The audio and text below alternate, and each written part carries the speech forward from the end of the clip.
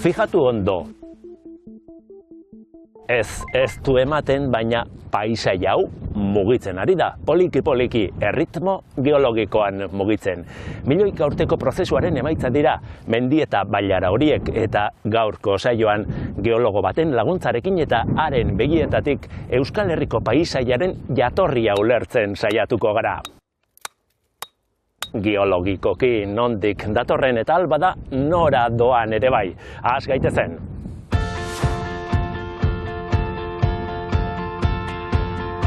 Gaur larun bata da, 2024 urteko ekainaren bata. Horixe dio Gregoria Erregutegiak, gaur egun ia mundu osoan ofizialki erabiltzen denak. Baina denbora geologikoa ez da egun, aste eta urtetan neurtzen, baizik eta eon, era, periodo eta epoketan. Beraz, gaurko eguna Holozeno deritzon epokan kokatzen da, periodo kuaternarioan, era zenozoikoan eta eon fanerozoikoan. Unitate geokronologiko horiek ez dute iraupen finkorik, lurraren historia markatu duten gertaerek banatzen dituzte.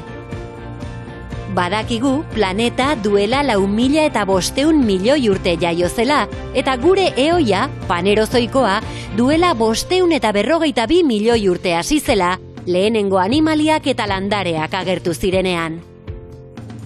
Gu, Homo sapiensak, orain dela 125.000 urte bakarrik agertu ginen, edo hobeto esanda, evoluzionatu genuen.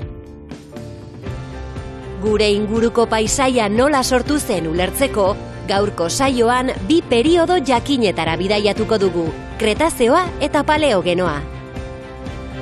Lehenengoan, plaka tektoniko, iberiko eta euroasiarrak banandu egin ziren, eta lur hauetako gehienak itsasoko uraren azpian geratu ziren, Eusko Kantauriar arroa sortuz. Bigarrenean, plakak berriro elkartu ziren, arroa estutu egin zen eta horrela sortu ziren Pirinioak eta Euskal mendi gehienak.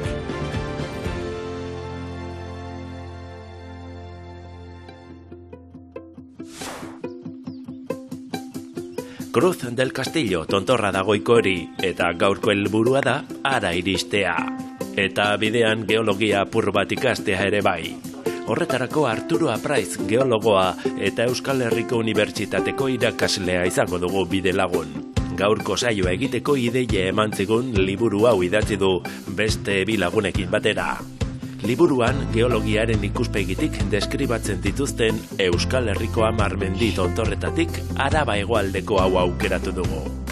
Liburuaren irudia egoki datorkigu, gainera, geologoek lurreko geruzak edo orriak irakurriz ezagutzen dutelako toki baten historia, kasu honetan paisaia jakin batena. Egia esan, oraindik ez dugu paisaia hori ikusten pagadian barrena goazenez. Baina konturatu gabe, aspaldi sortutako material bat zapaltzen ari gara. Arearri hau, erdi Kretazeo epokako ibaiek ekarri zuten Burgos eta Errioxako mendietatik. Eta badakigu imaginatu behar duguna da, iraganean baldintza desberdinetan material desberdina sortzen ziren. Adibidez hauek dira gaur egun erreketan eta sortzen diren arearriak. Sedimentazioaren ondorioa da. Hori da, sedimentazioen ondorioa, erreketan sortzen dira, errekak garraiatutako materialez hornituta dago, eta orduan ez dago itsas fosilik, kontinentetako fosilen bat aurkitu daiteke. Mapa eguneratua. Espero garai hartako paisaiak eta gaurkoak ez dute, zer ikusirik, eta oraingo mapek lukete balioko duela 100 milioi urte. Baina lagungarriak izan daitezke konparazioa egiteko, kokatzeko eta egungo paisaiaren jatorria ezagutzeko.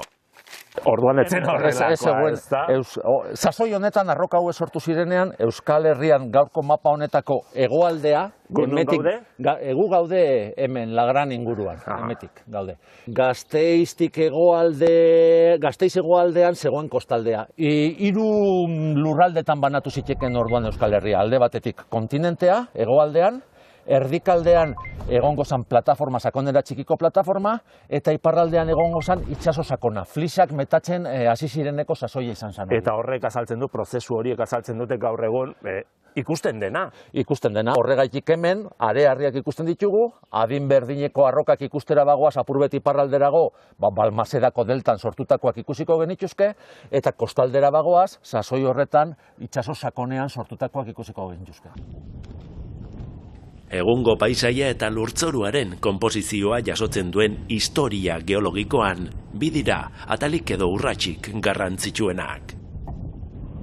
Urrats luze bat, ia 200 milioi urte iraun zeuena, non sedimentuak metatu egiten dira. Arro baten. Hau guk aipatu dugu fase horretako urrats bat. Eta gero, Pirinioak sortu zirenean, Iberia, Europaren kontra hasi zenean, estentzioa bukatu eta material guzti hauek konprimitu egin ziren. Orduan, materialak estutzean, sortu ziren tolesa, sortu ziren failak, itxaso azpian sortutako material hauek azaleratu egin ziren, eta horregaitik gure tontor gehienetan itxasoko fosilak agertzen dira, eta bi fase horietan laburbildu daiteke Euskal Herriko historian. Bueno, eta hori, oraintxe bertan, gaurko Teknopolisen azalduko dugu eta ulertuko dugu, ez da? Saiatuko gabentzat horretan. Bueno, eta orain bapa, tolestu egin behar da, failak eta gero zau bezala, asmatuko dugu? Ia ba, guazen. Eta orain...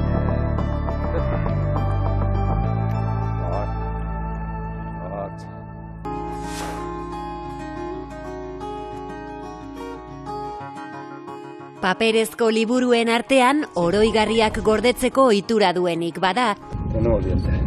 Koko igual, Eta geruza edo horri geologikoen artean ere, gauza asko gelditu dira gordeta. Orduko bizidunen fosilak esaterako. Nor non bizi zen esaten digute eta nolakoa zen bizileku hori. Adibidez, Trebinun dagoen Lainuko aztarnategian, dinosauroen, krokodiloen eta dortoken fosil ugari aurkitu izan dituzte. Padura zen orduan inguru hori.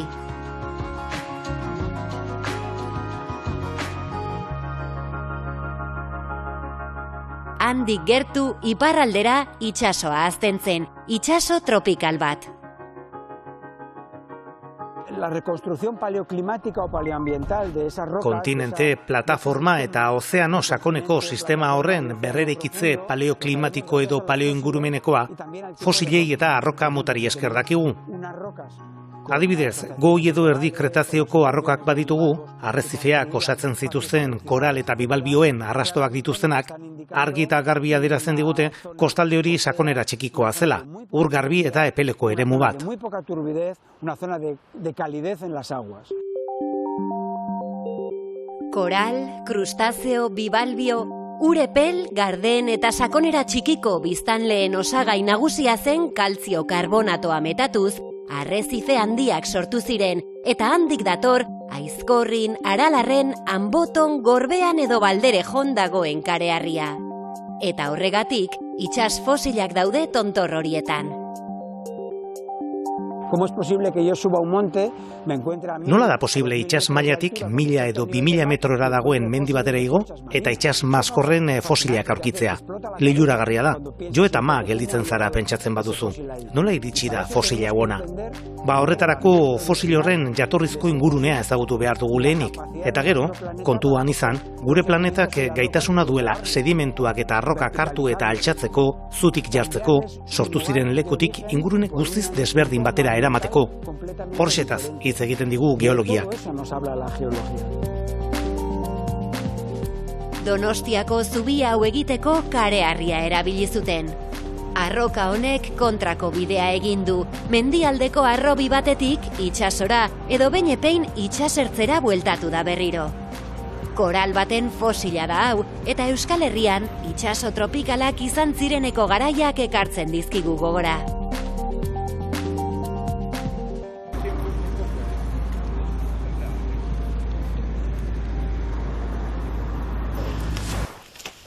honek esaten zuen, hau ja jubilao egin jatasun nagusi dau.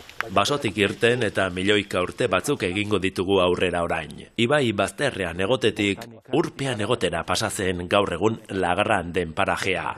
Itsasoaren mailak gora egin zuen, eta arroka sedimentarioen gainean kareharria sortu zen. Hau ere, kareharria da, baina desberdina.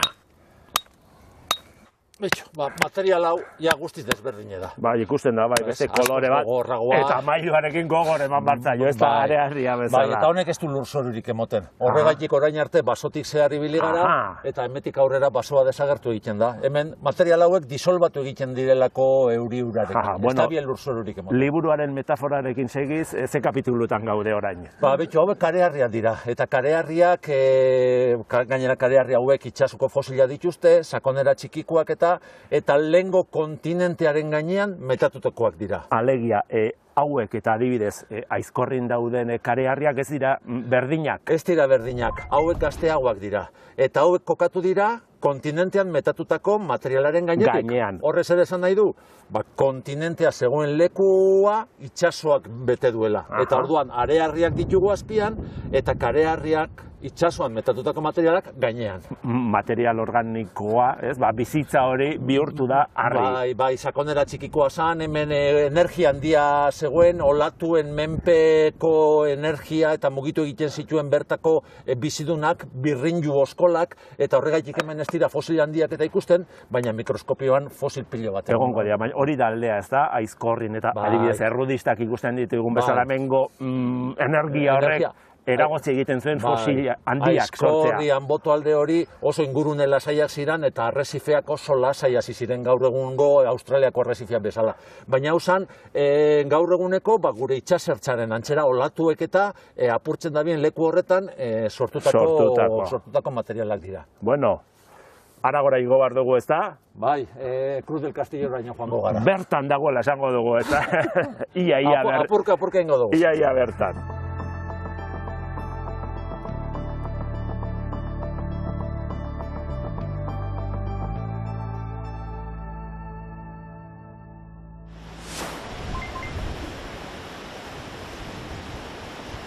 Gaur egungo kostaldeko lerroa markatzen duten haitz hauek guztiak urazpian zeuden goi Kretazeoan. Geruzaz geruza sortu ziren, plataforma kontinentaletik ezpondan behera erortzen ziren materialak solidotzearekin batera. Hemen ja itsasoa etzen epela, ez da sakonera txikikoa ere. Imaginemos un fondo oceánico profundo, más de 1000 Imagina dezagun 1000 metro baino gehiagoko sakonera duen itsasondo bat. Kontinentetik datozen materialak, plataforma kontinentaletik igaro eta ezpondatik amiltzen dira itsasondoraino. Eta uhertasun korronterik ez dagoenean, urzutabean dagoen materiala jalkitzen da. Geologoek sarritan dioten bezala, denbora pixkanaka harri bilakatu zen. Itsasondoan materialak pilatzen joan ziren, geruza bigunak eta gogorrak tartekatuz. Hemen ere, fosilek kontatzen digute nolakoa zen inguru hura. Los fósiles nos cuentan muchísimas cosas. En principio, fosilek gauza asko kontatzen dizkigute. Hasteko adina, eboluzio biologikoa denboraren gezi bat bezala mugitzen delako. Hau da, gure planetako biosfera, izaki bizidunak ez dira denboran zehar errepikatzen. Horrela, fosil baten adina dakigunean, esaterako haitz hauetakoak bezala, 40 milioi urte, badakigu fosil jakin hori aurkitzen dugun bakoitzean, haitzak 40 milioi urte izango dituela. Hortaz, batetik adina eta bestetik jalkitze ingurunea. Alegia, haitz horiek metatu ziren momentuan zegoen ekosistemaz hitz egiten digute. En el que se depositaron esas rocas.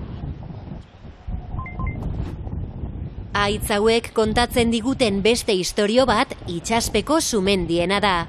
Badakigu magma itsasondoko arrailetatik irteten zela, berehala hozten ziren burbuilak sortuz. Formazio borobildu hauei esker dakigu hori. Pilou lava izena dute, burkoen itxura dutelako. Por lo tanto, las pilolabas nos hablan de la apertura, de la fractura. Pilou labek Bizkaiko golkoaren irekieraz, austuraz hitz egiten digute. Iberiar penintsula Europako ertz atlantikotik urruntzen ari zen, erlojuaren kontrako norantzan. Horrela Bizkaiko golkoa zabaldu zen. Gaur egun oso ezaguna zaigun egitura, baina orduan ez zen existitzen. Pero que hace X millones de años no lo era, o no existía.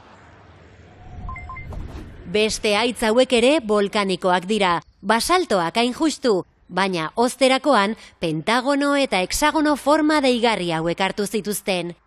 Irlandako erraldoien galtzadakoen antza dute, baina guk ezin dugu haien gainean ibili.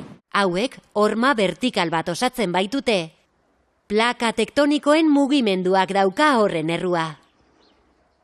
Geologian ikusten dugunez, geruzak mugitzen joan dira kontinenteak mugitu direlako. Plaka tektonikoek konpresio indar batzuk eragin dituzte, gai direnak arrokak eraikitzeko, suntsitzeko eta mugitzeko. Hau da, plano horizontalean zeuden geruza horiek altxatzen joan daitezke. Hemen, itsaslabar honetan, iaia vertikalean ikusten ditugu. Duela 40 milioi urte, geruza hauek horizontalean zeuden, eta gainera, ez zeuden kostaldean, itsasondoan baizik. Konpresio indar horiei esker, gaur egun Flixean, gure historia geologikoaren 25 edo 30 milioi urte ditugu ikusgai, Kretazeotik Eozenora.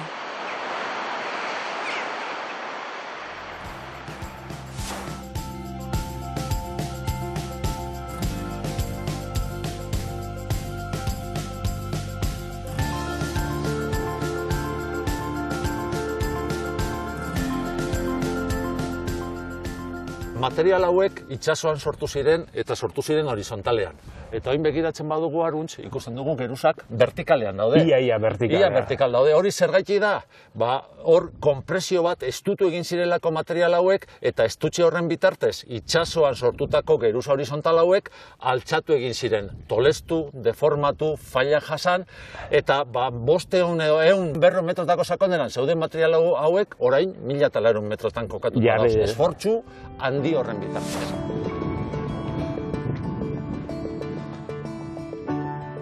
Paisaian ikusten diren deformazioak, plaka tektonikoen mugimenduen ondorioa dira, bultzaka eta tiraka aritzearen ondorioa alegia. Lurrean arroka geruzak sortuko dituzten sedimentu geruzak, elkarren gainean jarrita egoten dira, horizontalean, zaharrenak azpian eta gazteenak gainean. Geruza horiei bultza egiten bazaie, tolesak sortzen dira. Antiklinalak material zaharrena okertu eta egituraren erdian geratzen bada. Aldiz, egituraren erdian geratzen dena material berriena bada, sinklinalak sortzen dira. Lurraren barne borroketan, tira egitearen ondorioz etenak daudenean failak sortzen dira. Faila arruntetan geruza gazteenak zaharrenen gainean kokatzen dira. Tira egin beharrean bultza egiten bazaie, alderantzizko failak sortzen dira, zamalkadurak. Kasu horietan, material zaharrena berriaren gainean kokatzen da. Toloñoko mendizerra hau horren adibide garbia da. Izan ere, muga honetako arrokak Pirinioen bulkadak mugitutakoak dira, berez 15 kilometro iparralderago baitzeuden.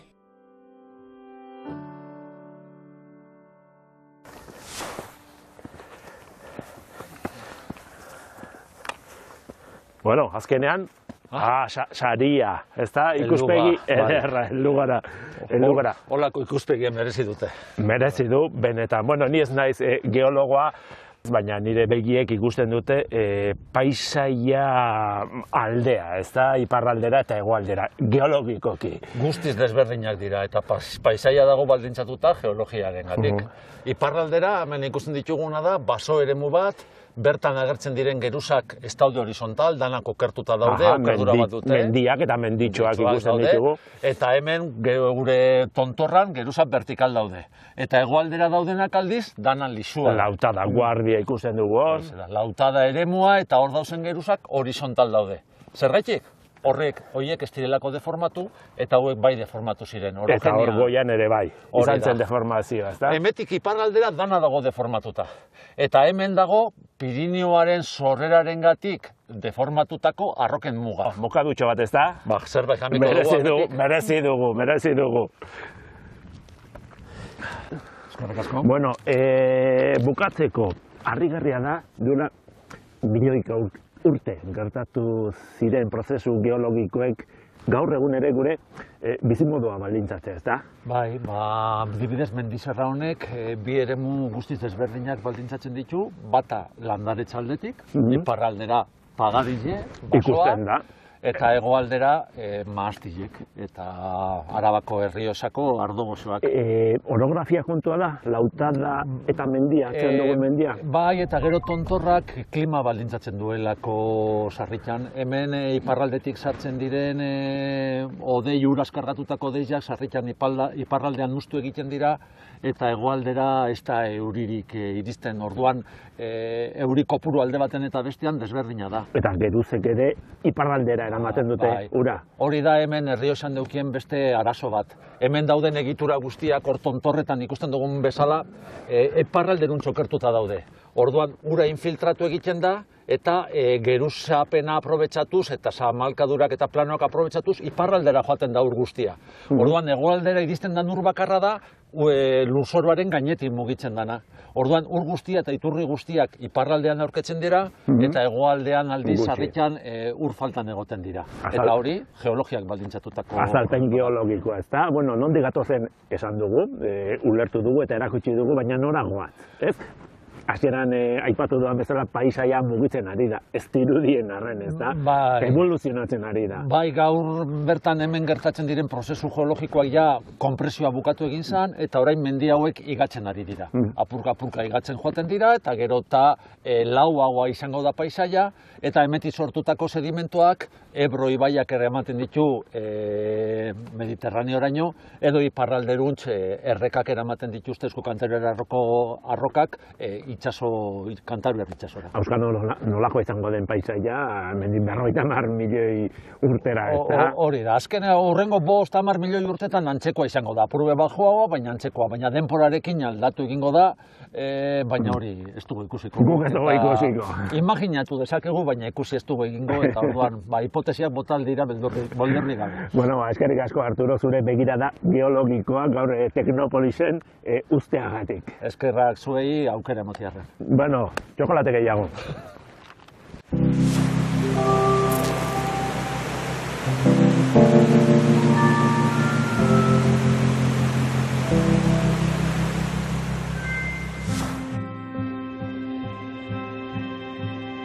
Itsasoa, ibaiak, haizea, sumendiak, naturaren indarrak paisaia aldatuko du denboran zehar. Guk ere bai. Kalkulatzen da, gizakiok prozesu naturalek baino 15 bider material gehiago igatzen, garraiatzen eta metatzen dugula, eta gai gara, naturan existitzen ez diren material berriak sortzeko. Lehen mailako eragile geologiko bilakatu gara. Horregatik, zientzialari askok, epoka geologiko berri bat izendatzea proposatu dute, antropozenoa. Ofizialki 1952an kokatzen du gure estratotipo proposamenak. Une horretatik aurrera agertzen direlako isotopo erradioaktibo artifizialak gure planetako sedimentu eta hitzetan. Une horretatik aurrera epoka geologiko berri bat definituko genuke, antropozenoa, holozenoa ordeztuko lukeena. Alejandro Zearreta Euskal Herriko Unibertsitateko katedraduna da, eta antropozenoaren proposamena egin duen nazioarteko lantaldeko kidea. 14 urtez jardun du, epoka berri batean gaudela ziurtatzen duten ebidentziak biltzen. Normalmente cuando nosotros establecemos divisiones en el tiempo geológico, denbora geologikoan zatiketak egiten ditugunean, zatiketa horiek praktikoak izan behar dute. Hau da, definitu nahi den epoka geologiko horren ezaugarriak ondoen bilduko dituen momentua bilatzen da. Es decir, eso no implica, en el caso del antropoceno... Antropozenoaren kasuan, horrek ez du esan nahi, gizakiok ez dugula planetan aldaketarek eragin, 1952 baino lehen. Lehendik ere, planetaren geologia eraldatzen ari ginen, gero eta modu globalagoan. Baina modu praktikoan, 1952ak isotopo erradioaktibo horien hasiera markatzen du. El inicio de esos isótopos radioactivos. Algorriko hondartzan ikus daitekeen iridiozko geruza honek Kretazioaren eta Paleogenoaren arteko muga markatzen du. Dinosauroen estintzioa eragin zuen meteoritoaren aztarnak ditu. Antropozenoaren kasuan, zientzialariek Kanadako Crawford lakua aukeratu dute. Este lago Crawford en Canadá... Epoka geologiko berri honen ezaugarriak ondoen biltzen dituen lekua, momentuz Kanadako Crawford lakua da.